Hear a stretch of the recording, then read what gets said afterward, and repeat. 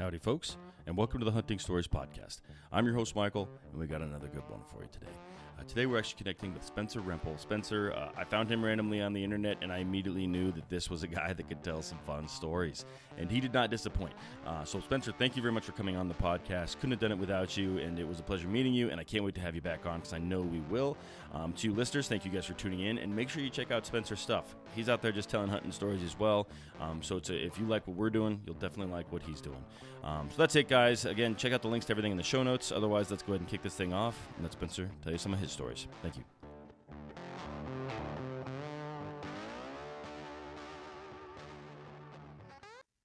All right, Spencer, welcome to the Hunting Stories Podcast. How are you? Hi. Hey, Michael. I'm doing great. Just happy to be here. Oh, man, I'm excited to talk to you, Spencer. I mentioned when we were chatting before we hit record here, you were on social media and you tagged #hunting stories, and I was like, this guy is interesting. I need to get him on the podcast.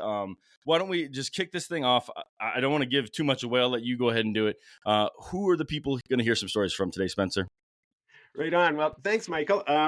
Like I said, I'm just so happy to be here. I've listened to your podcast lots before, so familiar voice. Nice to see your face as we're talking here online, and I'm just happy to be a part of this. You know, I think we have the same kind of vision in what we want to do here. Is I was just hoping to put together a community of hunters that can tell their stories.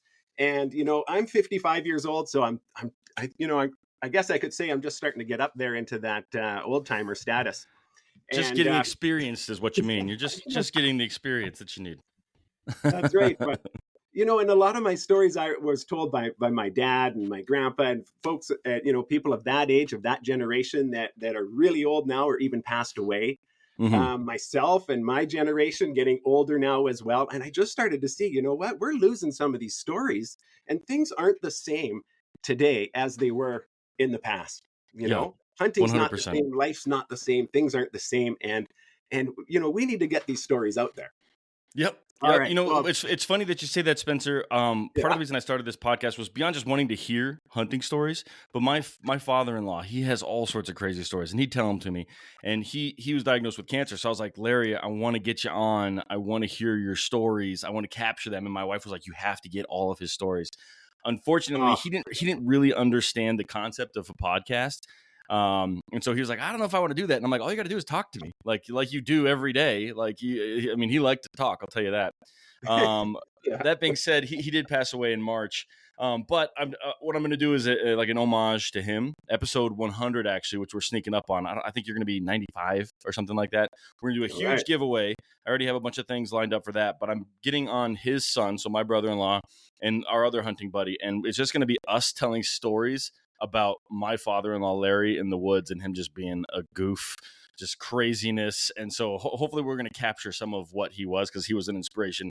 And exactly what you're talking about is like capturing those old timer stories was an inspiration for this entire podcast. So good job, Michael. Good job. We'll see. I'm glad you're going to do that. That's capturing great. Those guys is like herding cats. So we'll see. I've been trying for a couple of weeks to get them to record something with me, and like it's just being more difficult than I would think. But we'll get there. I still have a couple weeks. True enough. So I'll tell you a little bit. You. Yeah, you jump into it, Spencer. No problem. Yeah, I'll tell you a little bit about my history here, which will kind of give you an idea, you know, the area that I hunted in and the way things are. So I'm, like I said, 55 years old. So growing up, I was, a kid in the 70s and a teenager in the 80s.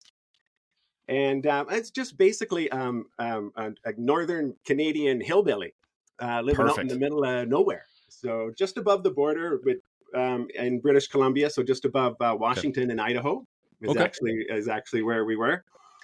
And it was a really neat area, actually, because it was a very undiscovered area, a very unpopulated area that I grew up in, that I lived in. It was around the turn of the century, like the 1900s. There was a silver mining boom that went on in the area. And so there was these little towns all over, and all connected through paddle wheelers and trains wherever they could. Extremely steep mountainous country that this is. So that's why they use these paddle wheelers. There's oftentimes the mountains would come straight down right to the lake. and there'd Okay. be no flat land around anywhere. So they'd use paddle wheelers when they can. In between lakes, they'd do a rail and be able to use a little bit of rail. So wherever there was any kind of a little bit of a delta where the creek had washed out into the lake, there'd be kind of a community clung to that little bit of area. Now, where I lived was just north of that, and it was between two lakes. So we were in a kind of a rare place of having some nice flat land there. Yeah. So Okay. this was in the 1960s, what brought my parents there. So my mom and my dad and my two sisters and myself, just a gleam in my dad's eye at that time when they moved there. There was a dam being built. A hydroelectric was going on through the Columbia River, and it was a joint project through the United States and Canada, actually. And so where in this area there was a small lake with a long river in a steep valley, and they got the idea they wanted to dam this valley up, make that lake a big lake as a reservoir. Now, basically, it wouldn't provide electricity, but it would be a reservoir for all of the lakes down below, downstream of it, and help keep the levels proper for them. So that's what actually brought work into this area. So this place was nothing but a bunch of little ghost towns, literal ghost towns from the early 1900s. And then quite a few people moving in the 60s for this big work project. Okay. Once people got in there got to be a lot of logging as well, too, because of forestry. The timber in that was just incredible in this area. So that's what my parents moved there for, and forestry. And they were still, in fact, homesteading. This is in the 60s, and homesteads were still being allotted out. Where did they move from? I got to ask. From the West Coast, from Vancouver. Okay, yeah. Got it. Yeah. And so they actually got a homestead license there. So my dad for that area, it was a pretty large piece of property, being that there wasn't a lot of flat land around, but it was just a hunk of bush, and it was completely surrounded by water on all sides. A creek in the front, a big river in the back, channels on each side. Pretty much of an island of about 110 acres of just straight bush that I tell you, nobody had ever really been on. I mean, somebody had walked through there maybe someday, but yeah. So the reason I say that is then when we started hacking out that land, I was just born at the time that my parents moved onto that property. But when he hacked out that land, we were living there in the middle of the forest. So we had game everywhere. Wow. You'd wake up in the morning, there'd be herds of elk out in the fields. There'd be bears. There'd be deer all over. And we spent most of our time, as I grew up on that land, just really hunting that land. That's amazing. And were there like grizzlies and wolves at that time? I assume there were. Yeah, no wolves in the area, actually. Okay. But interesting. Grizzlies, yeah. Okay. Lots of grizzlies. They love that mountainous country. And let me see. So that's how I grew up there, and I loved hunting because my dad was so into it, of course. And I'll get into a couple of little stories of when I first started, but loving hunting so much. And I was a big talker, even as a kid and as a young person, always telling my hunting stories and everybody else's hunting stories. Everyone said, "Man, you got to write a book." I don't know. I don't want to write a book. So finally, that brings me to where I am here today, being the storyteller. And YouTube came along, and I'm able to start the Moose Whisperer. Yeah, and able to tell the stories of my hunting stories as well as other people's.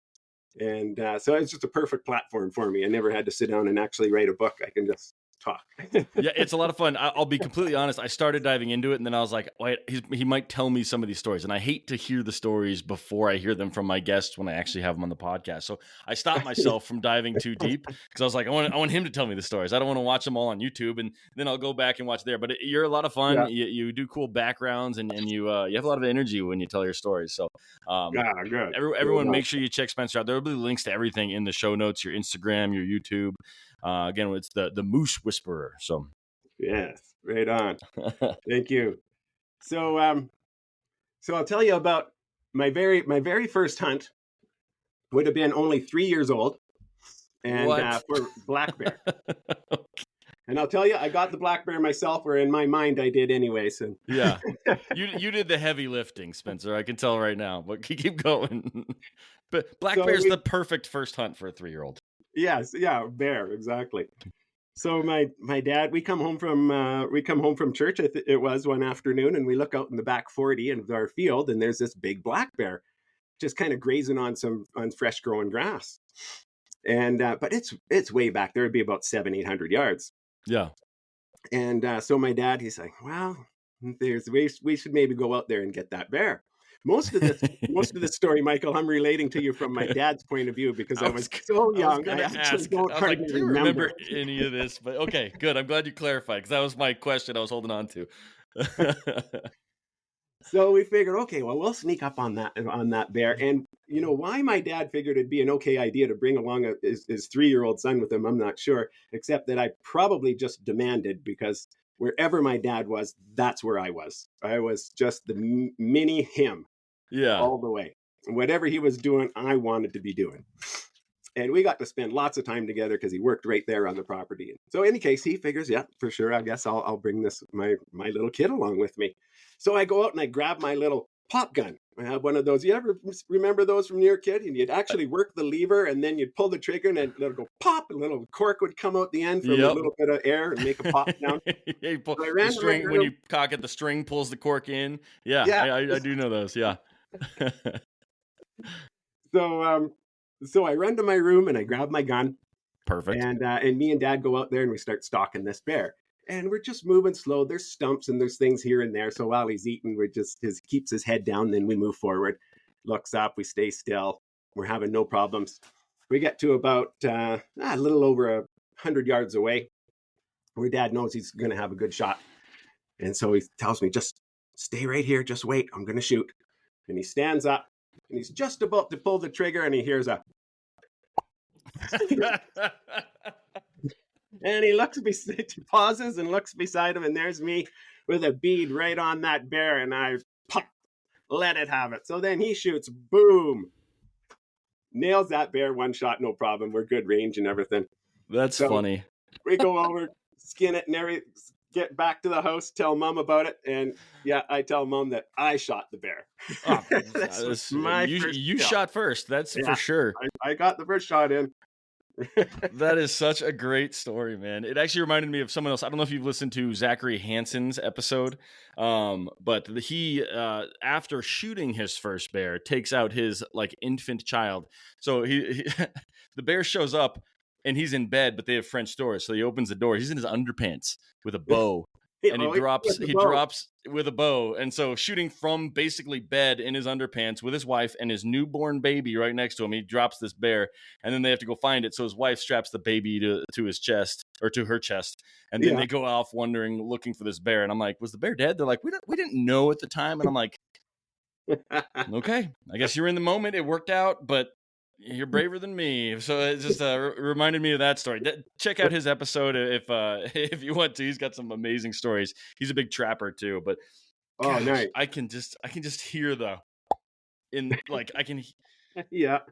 I don't know if I would just laugh or how frustrated I would be if my son did that. That's a great story, Spencer. That's a good one to start with. Well, my dad was plenty happy to have a son. I said he had two daughters, older than me.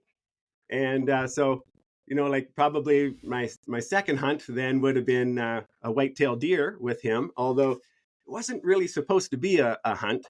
My mom had, Sundays was always family day. Like I said, we'd be at church, and then we'd be coming home and doing a picnic or going out or doing something. And this Sunday found us going out into the bush to have a picnic. Well, for sure, Dad's just got to bring along his rifle, of course. Oh, of course. So we're all down having this nice picnic when all of a sudden a big white-tailed buck walks out, like a nice one, and not far away. We're kind of opportunity hunters, that's why he has his rifle on him all the time. Yeah, got to feed the family. Not. I don't care if this is a family picnic. It just turned into a hunting trip. So Dad, blam, he shoots that deer, and it's just up on top of a hill, and he climbs up that hill to get to it. And so Mom and both my sisters are in the car crying. That's how they felt about hunting. That's the support Dad got from them. Yeah, that sounds like my wife. So they're in the car crying, and I'm with them there, but Dad's up there skinning up the top of the hill, and I guess he said one of the proudest moments is when he heard something behind him, and he looked around, and little 4-year-old me had climbed all the way up that hill all by myself, and climbed up there and had a little stick in my hand that resembled a knife and was coming to help skin. These are great. I would assume is your father still with us, or is he passed? He's passed now. Yeah, I would love to hear him tell these stories. It sounds like a good time. So I need to get my son out into the woods more. Yes, yeah, exactly. And even at a young age, because that was it. That really cemented that in my mind. And and I'd say those stories, along with many more to come, that made me love hunting as much as I do. Yeah, that's amazing. Also, I grew up in this place where there was that was the only thing to do, was hunting, fishing, trapping, motorbike riding. There was nothing else to do. It was so remote that that's actually another strange thing. So I've never even played hockey before. So, which is, wow. You may not understand, but in Canada, people look at me like I'm the strangest weirdo they ever met. They can't figure it. 99.9% of Canadian men play hockey. Yeah, I was gonna say that 99% of the Canadian women play hockey. I'm there to take your Canadian card, man. Yeah. But we lived so far out in the bush. There was no rink, there was no hockey, there was no nothing. So it was outdoorsman life was the life. And if you didn't love it, well, then you would have died of boredom, because there's nothing else to do. Yeah, no, I imagine so. I gotta ask. Let's see. This was like the early 70s. Were there much for regulations in Canada at the time? I have no idea. Or was it just like you guys were out there far enough that your dad didn't care and he wanted to feed his family? No, they had regulations in place in that time. Okay. Pretty much the game populations were excellent, though. So it was open tags for everything. Okay, got it. Yeah. Got it. So right from cougar to grizzly bear, we had elk, mule deer, whitetail deer, all of it. It was a real mountain goat. And in the beginning, they were all open tags. Eventually, some of the predator ones, like the grizzly bear, became a limited entry. Gotcha. It's still available to this day. I don't know if you can see this. The sheep behind me. Oh, you got a sheep back there. That's my father-in-law's. That's a Canadian bighorn right there. Oh, nice. Yep. When he passed, everyone was like, I don't like taxidermy. I don't like the eyes. They spook me out. And I'm like, do not throw that away. I will take that. Nice. So nice. Yeah, so, he used to brag about the Canadian tags and how easy it was to get and all that stuff all the time. So, but I interrupt you, Spencer. You go ahead. Yeah, no problem. So goat is what I got to hunt there. We didn't actually have sheep. Just over in the Rockies, so not too far away, was mountain sheep. But just over in the mountains range that I was in, it was all mountain goat. Mm-hmm. And that was my dad's passion. He just loved mountain goat and grizzly bear. So we spent a lot of time out. If he wasn't working, I'd be out in the bush with him, way in the back of some logging road somewheres, staring at some slide, looking for grizzlies and goats. So all right. That was a lot of fun. Yeah. All right. Now, where was I here? I was going to tell you a story, or what was I going to do? We just talked about right. We just you just told us the story about your deer, and then your mom and your sister's crying in the car, and you have the stick butchering it. So I don't know what your next story is. Yeah. Well, that's really what I had planned to tell you about. Kind of give you an idea of the history of things in the area, and kind of give the listeners a bit of a visual picture on the type of area and place that it was. So it was just bountiful wildlife everywhere. Wonderful place to grow up.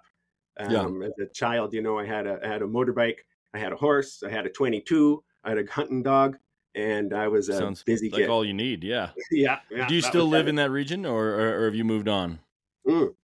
I moved on. I lived there till I was about 40, though. Okay. So, yeah. So where are you located now, if you don't mind me asking? Now I'm over in the neighboring province of Alberta. Okay. And a little more up north, just north of Edmonton. Okay, perfect. Mm-hmm. Really good whitetail elk hunting country here. So That's what I hear. That's good. Yeah, my father-in-law, he grew up in Saskatchewan. He was a farmer out there, so Oh, northern nice. So he knows Saskatchewan. all about big whitetails. Yes, he does, Yeah, and elk and all that stuff. So, but yeah, Spencer, what else you got? nice. I know you got a list of other stories. Let's keep going. I don't want to take up too much of your time to hear today. Okay, well, right on. You know what? I think I'll jump ahead in time here then to the years 1994. Okay. And I would have been about 25 years old and was living there in this place in Meadow Creek. In fact, it was called, and working in a sawmill, me and my dad sawmilling together. And this story is a pretty proud story for me. This is how I got into the Boone and Crockett. So Oh, I'm very cool. actually, yeah, in the Boone and Crockett in the BC record books for one of the largest cougars, or mountain lion, as many people say. That's amazing. I'm excited to hear this. Okay, well, right on. I love telling this story, and it's such a fun, great story, but it almost takes away from bragging rights, though, because there's so much good luck in this story that happens. You know, I'd like to say it was all me. Oh, it was this superior skill and knowledge that made this happen. That's not true in this Yeah. instance. It was nothing but sheer good luck. That's awesome. There's two types of hunters. There's lucky hunters and unlucky hunters. I am unlucky. But then I've had people on here where they're like, yeah, I killed this, and I sort of walked up and boom, and I walked over there and then boom, and then, you know, like some people just have the luck with them, and that's not me. So I love hearing lucky stories because it gives me something to hope and dream for. So yeah, go ahead. Yes, I'll tell you that it can happen. Yeah. So here in this Meadow Creek area, I had a friend named Thomas Schreiber. And Schreiber, you can imagine, is a German name. And this was a German fellow. He actually moved from Germany with his parents when he was a teenager. So he still had a real good German accent. Okay. And, you know, when he's talking, I'll probably say it in a German accent. I just can't help but do it. Perfect. I'm not trying to make fun of anybody. I respect this guy and the way he talks and everything, but I just love his accent, actually. Yeah. You know what's funny, Spencer? My dad was a linguist. Like, he learned all sorts of different languages, and I've absorbed that. I don't know that many languages, but I like, when talking to someone who has an accent, I often will give them that back. I was in Rome at an English-speaking pub crawl, of all things, and there was a bunch of Irish guys that I was hanging out with. By the end of the night, I couldn't stop my Irish accent. I was like, I can't turn it off. I'm talking to my girlfriend at the time, and I'm like, I don't know what to tell you. I'm just doing it now. so I'm with you on that one. But go ahead. I'm excited to hear the accent. You can relate to me. Let's see how good you are. So Thomas was a hunter, just a hunter all the way. Like, I think of myself as a dedicated hunter. No, this guy was even more so. He was a very focused hunter, and he really wanted to make the record books. Mm-hmm. For he had two things he wanted. He loved hunting. He would head over to the Rockies and hunt mountain sheep all the time, and then over in the Kootenays where we lived, he would hunt cougar. Okay. And one of those two, he was going to get in the record books for one of those two. Those are just what he loved. And so he was really set up nicely for it. He had a kennel in the back of his truck where his dogs went in, and he had 4 dogs. Okay. And there was a German short-haired pointer, and I think I'm not sure what the other ones were. They were similar, but a little more darker in color. Could have been red bone, I think. Anyways, and well-trained dogs. This guy knew what he was doing, eh?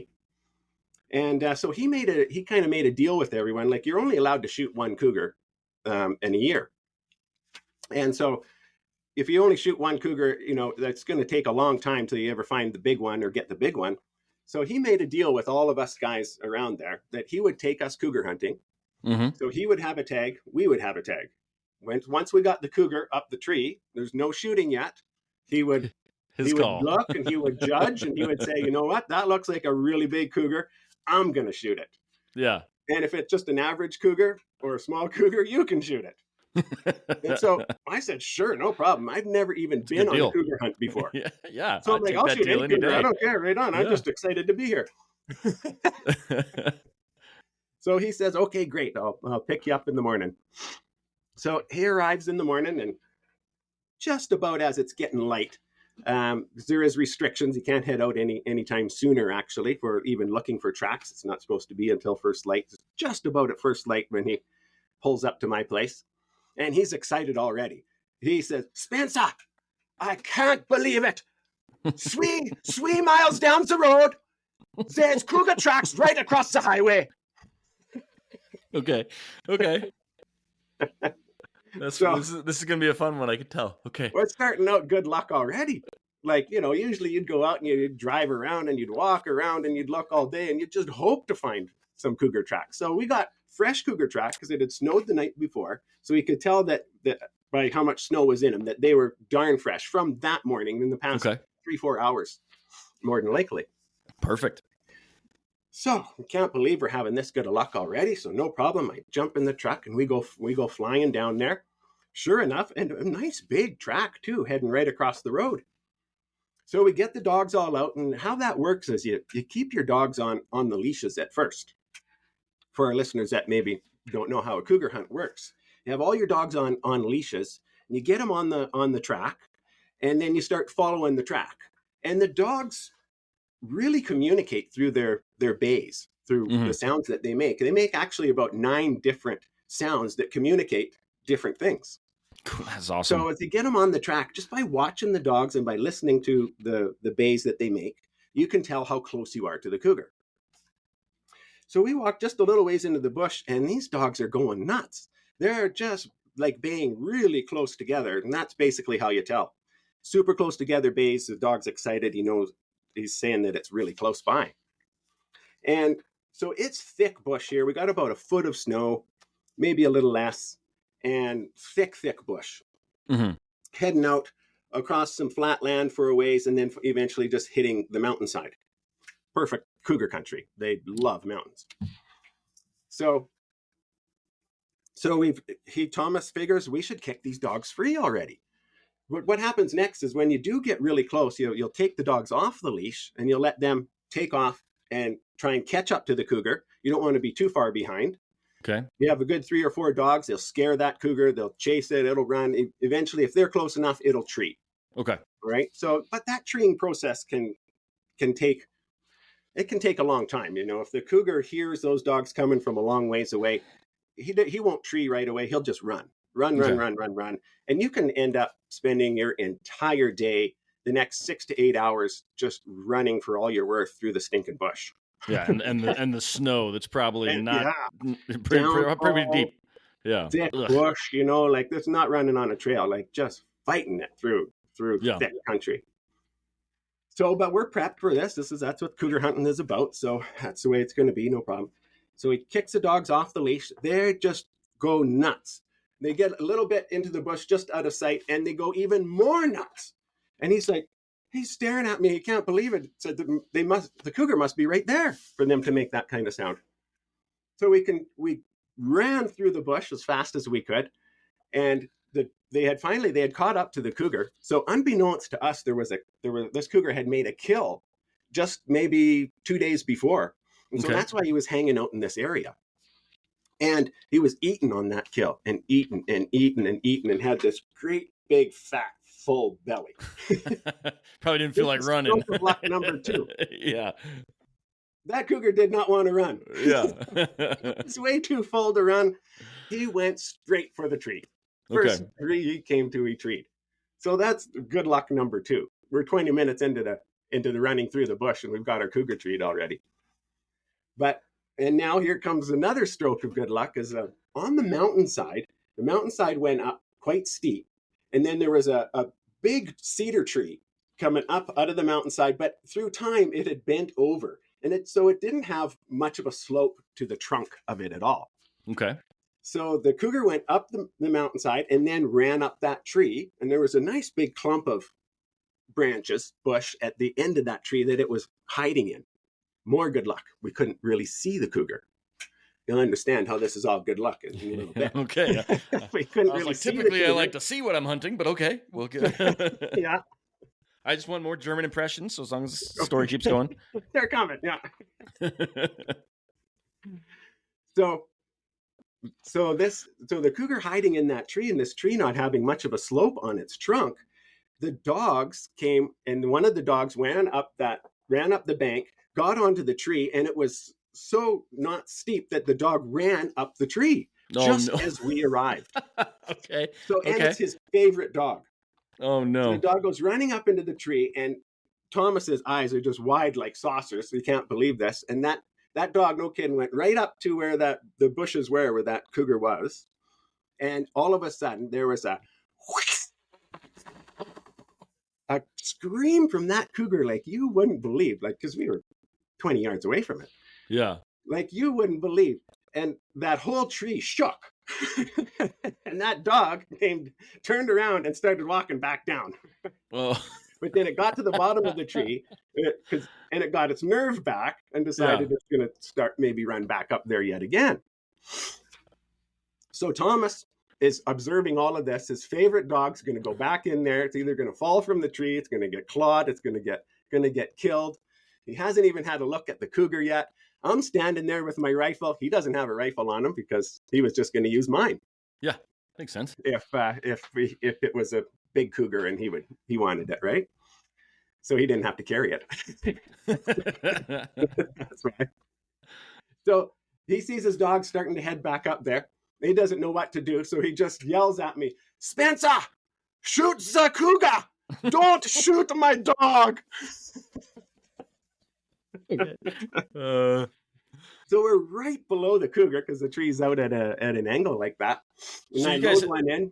Had not laid eyes on it at this point at all, right? He's just looking to save his dog. You were just chasing it. You just got there, and it's hiding enough that you can kind of see it, but not really see the. Okay, now I understand why it was lucky that it was hiding. Through, I can see its head, and you can see an outline of where its body is and that, but no real good look at it whatsoever. Okay. And Thomas isn't even taking the time. He's just so worried about his dog. Makes sense. He's just screaming, "Shoot the cougar! Shoot the cougar!" So it's right exactly above us. I have an old 30-30 Winchester, actually, model 94.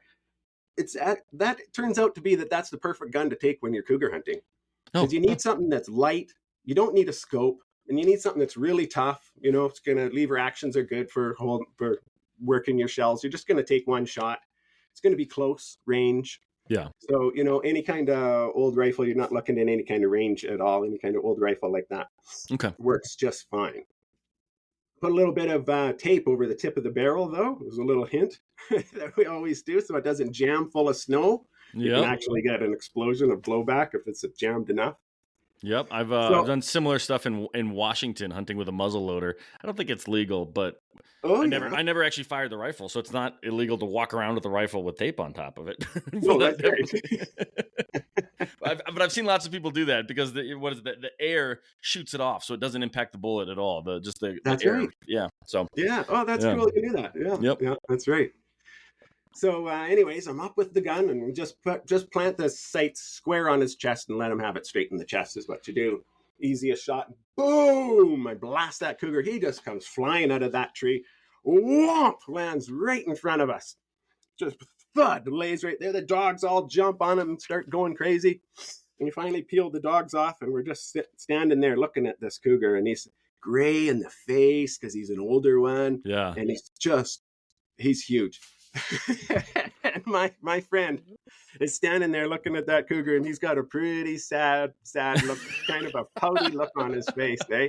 Oh yeah. And all he says is, "Spencer, that is one big cougar."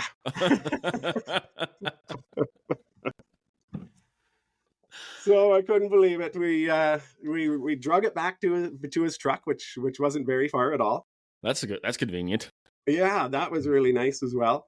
And I'll send you a couple pictures of that. We did have a camera then, and so we got a couple pictures of that. We took it back to his place and strung it up at his place, and that's where we did our skinning and our butchering through the rest of the day, just taking our time.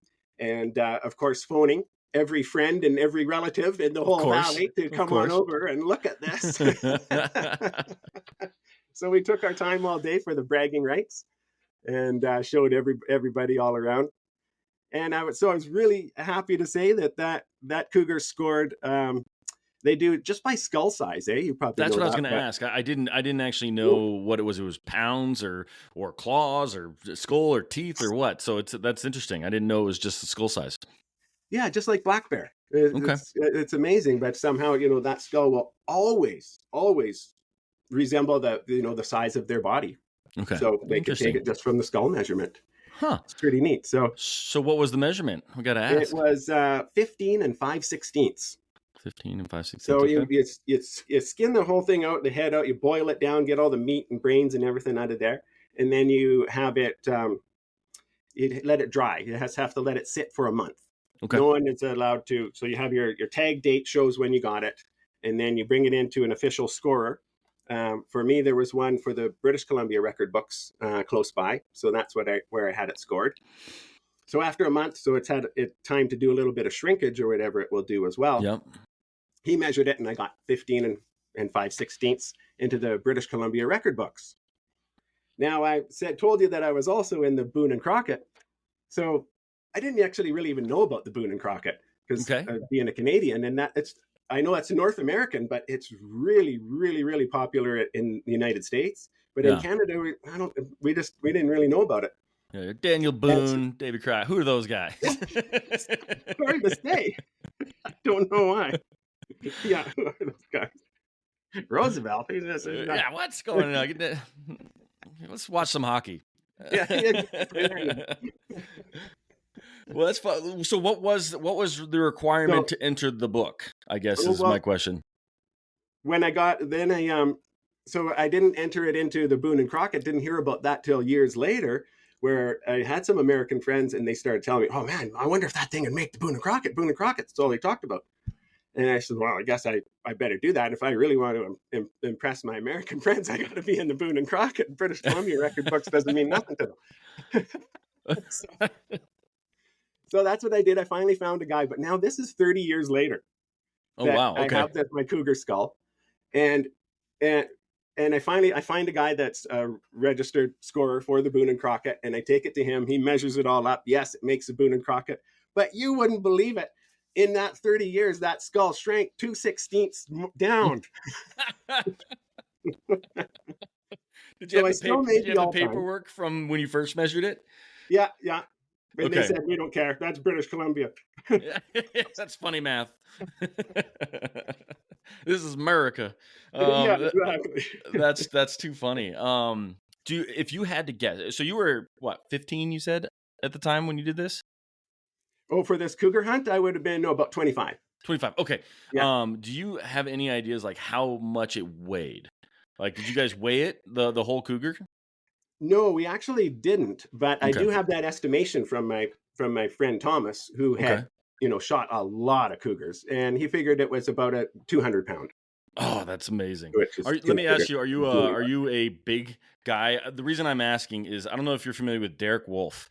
He is an American football player, and he shot a 200-pound cougar. I want to say about a year and a half ago, and everyone went crazy. They're like, "Oh, football player is killing kitty cat," but he's 6'6", 300 pounds, and he's holding this 200-pound cat, and he looks small. And so I'm like, "How big are you, Spencer?" Because I'm wondering, like, how massive did this cat look against you? Yeah, big. Because especially when you string it up and you got all that length of their back legs and their tail and everything, you're talking 13 feet of cougar hanging there, right? Tail, legs, everything. It's long. That's crazy. Yeah, I've never been on a cougar hunt. It's on my list. I have a couple folks that have friends that have dogs, and I'm hoping to just eventually someday get that invite, and I'll shoot the smallest cougar on the mountain. I don't care. That of course, if they don't ban it here in Colorado where I am, it's a ballot initiative. They're trying to make it a ballot initiative to eliminate bobcat hunting, cougar hunting, all that stuff. So yeah, we'll see. Hopefully they can nip that in the butt. But they're trying to make that happen. The cougars we had around there, it was just nothing but good management. Yeah, really, it was. It was just so many cougars around, and you know what? They're good eating too. We ate that cougar. We butchered that whole thing up that night. We were eating its little steaks off its back straps. I've heard it's delicious. Just you got to cook it all the way, right? Yeah. Because of what is it? Is it trichinosis? Is that the predator thing that you got to watch out for? Mm-hmm.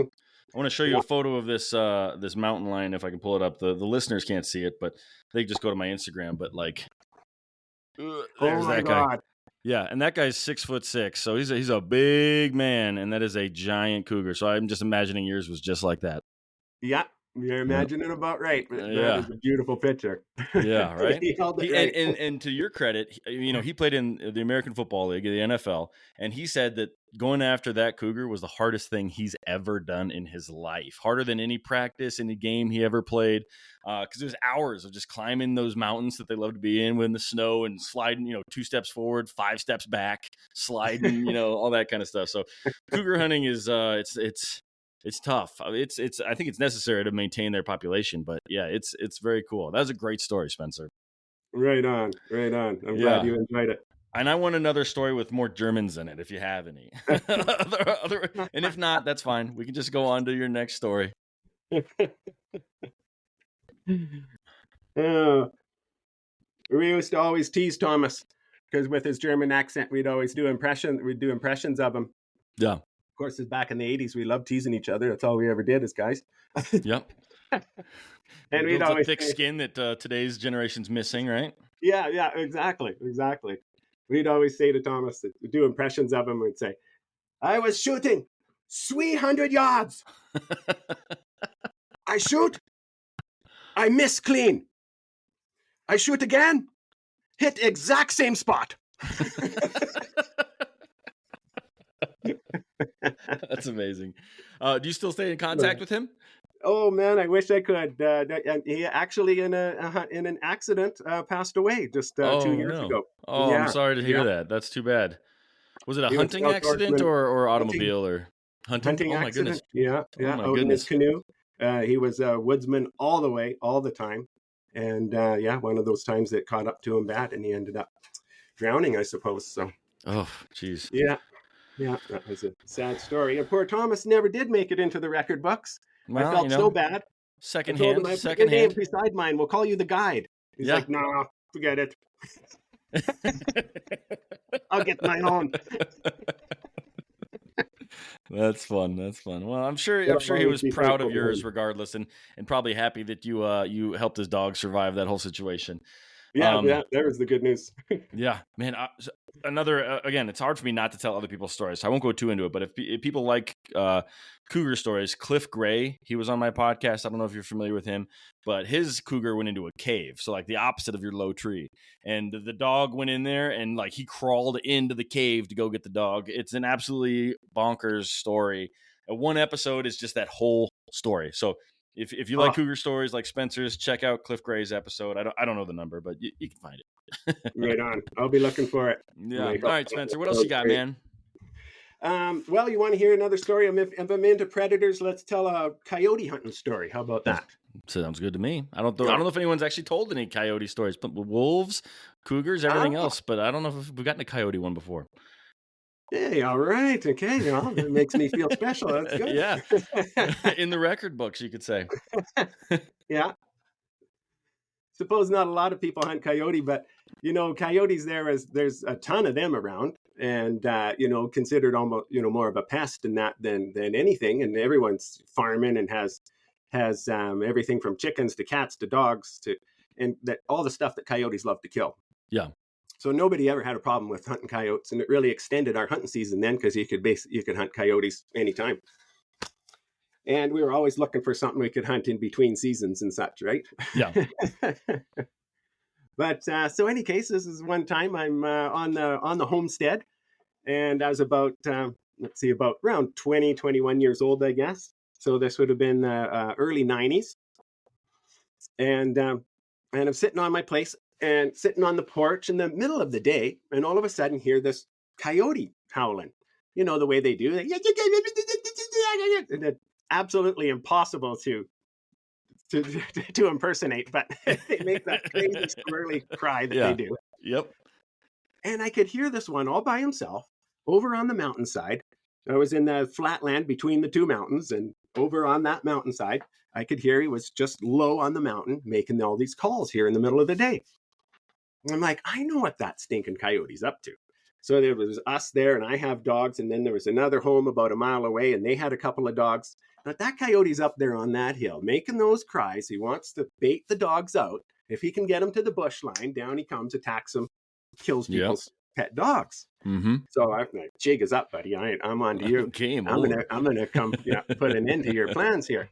So I take my little dog. I had a fox terrier, smooth-haired fox terrier. So that's a dog that's about 15 pounds.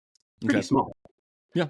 Small little dog, be half the size. I actually got a dog last week. It's an Alaskan Malamute, and he's 8 weeks old and over 15 pounds. At 8 weeks. Yeah. Yeah. Wow. Yeah.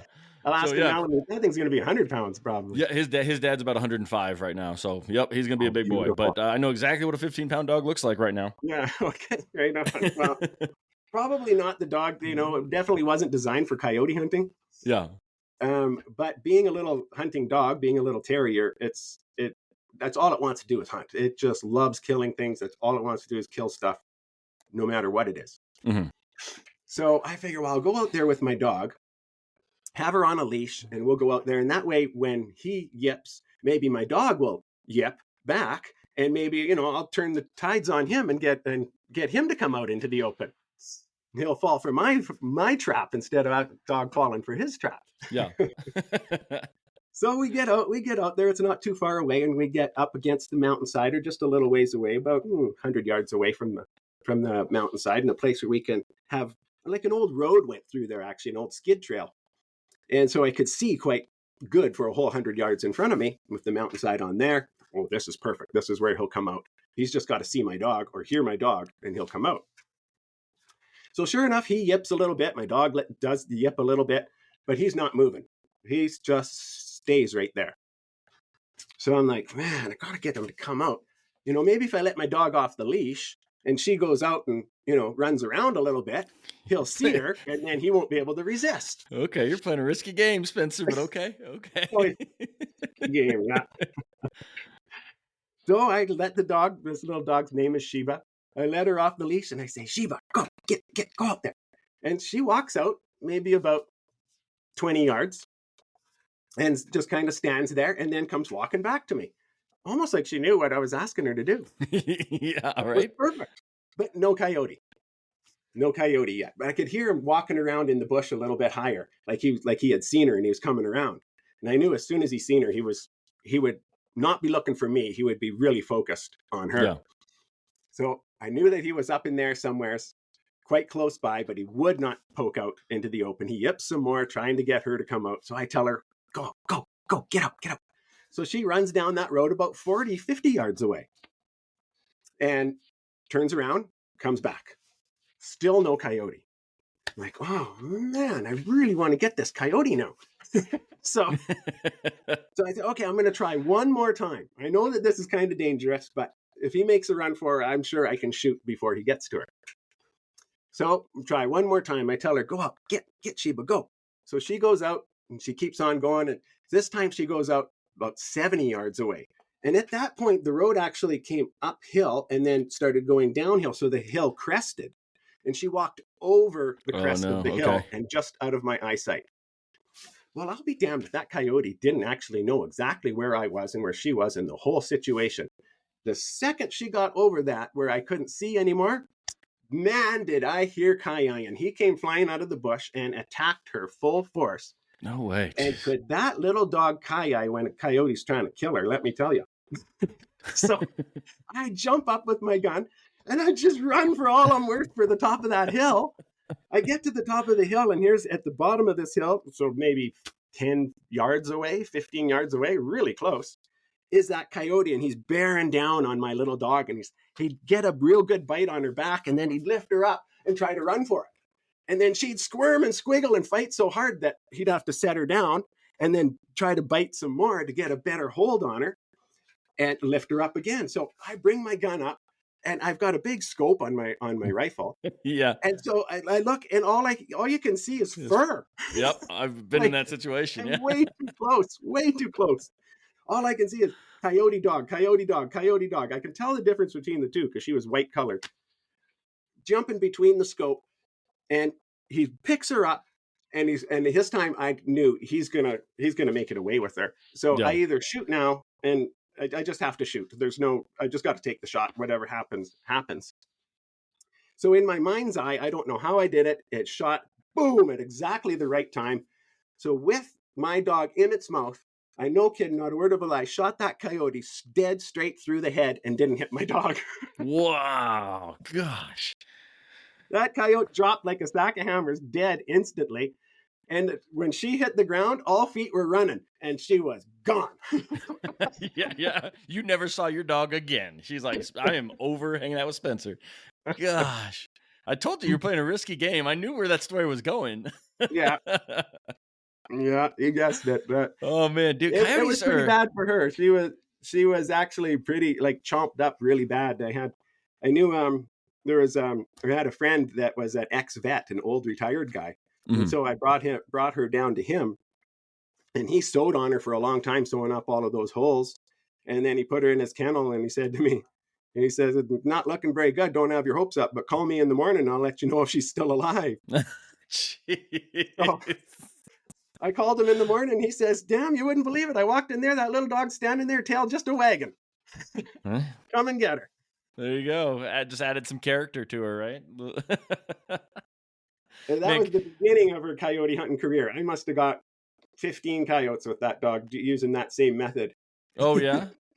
Yeah. Did they get her every time? Oh, no, they never got her again. Okay. Well, that's smarter. Good. She knew not to go out of sight. She would stick closer. She would wait for the shot. She would never like attack until she heard the boom. She knew when God's got the thunder stick and makes the boom, then you can go attack. Okay. Gosh, that's crazy, man. Coyotes are so smart. I knew when you said there was a hill, I was like, well, it's about to happen. I have a friend who uses thermal scopes in Texas, and he says that he's put out like mechanical calling devices out there, and he'll spot a coyote, and then the coyote will circle everything to try and catch wind of whatever's there to make sure that it's real. And like they're just super smart animals. So middle of the night, he can just watch what this critter's doing. And it sounds like the one you were dealing with was just as smart. Almost got away with it. Yeah, nowadays they got all those great calls, little electronic ones where the tail whips out there and it goes squeak, squeak, squeak. We didn't know about any of that back then, so maybe that existed, but I didn't know about it. All I knew was I use my own dog as bait. Yeah, she doesn't have enough holes in her yet. We'll just keep sending her out. All right, Spencer, man, this was fun. I know I only booked an hour of your time and we're running out of it. In fact, we're over a little bit here. So if you want to keep telling stories, I'll keep listening. Otherwise, we can wrap this up. I'd love to have you on again another time. I have a feeling you have a lot more stories to tell. But up to you. That's right, Michael. I do have more to tell. Maybe we will just call it a time here. Those are two of my favorite and earliest hunting stories. Of course, I got a lot more on my channel, and I've got more that I do want to share with you sometime. But I think if I get into another, you won't be able to get a word in edgewise for about 30 minutes more. So I would love to save it for another time, my friend. It's been really enjoyable sharing these stories. And I find, with getting these stories out there, people get excited about it. Other hunters, they're like, you know what? I got to get out with my son. I got to get back with, my uncle who I hunted with. And it's bringing people together. And it was reminding them of those special memories that they have together. Like when you're hunting with someone, you know what it's like, and you harvest something together. There's a bond that forms there, 100%, a real bond, and it doesn't leave. You can call your hunting buddy up from 20 years ago and say, "Remember that time we got that elk?" And you guys are back to best friends, just like that. Absolutely, 100%. You'd be surprised how many people have messaged me saying thank you for just having people tell stories. I was in a slump. I wasn't hunting anymore, hadn't hunted in 10 years, but I listened to your podcast and I went back out and shot the biggest buck I've ever shot in my life. And things like that. Like it's really rewarding just to have people go, you know what, this is fun. Thank you for doing it. And Spencer, I think you get that, which is great. And so we will definitely have you back. Why don't we do this real quick before we do sign off? Why don't you tell the people where they can find you? Or however, I know YouTube and Instagram, whatever else you got, let the people know. You bet. Well, probably the easiest way to find me is just go on themoosewhisperer.com. So I actually have my own website. Okay. And then on that website, it will direct you to whoever you want to get these stories through YouTube or through Instagram or Facebook. All of those links and everything are all on there. Any way that you like to consume your media, you'll be able to find it through my website, themoosewhisperer.com. Perfect. I will put that link specifically in the show notes. And check out Spencer's stuff. It's a lot of fun. He's got just as much energy on all of his posts as he does when he's making fun of his German friend. So, Spencer, thank you. I really do appreciate you. Listeners, thank you guys for tuning in. Hope you guys enjoyed it as much as I did. Thank you, Michael. We'll talk to you again. Perfect.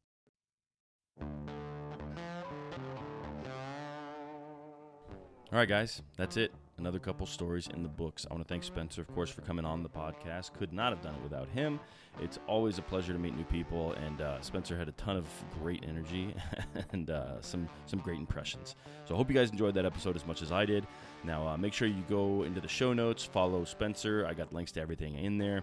Also, we are going to be having a big 100th episode giveaway, which is coming out here in 5 or 6 weeks. So make sure you're following along. Follow us on Instagram, and you'll learn more about how to get entered in that. But that's it, guys. Thank you very much for tuning in. Now get out there and make some stories of your own.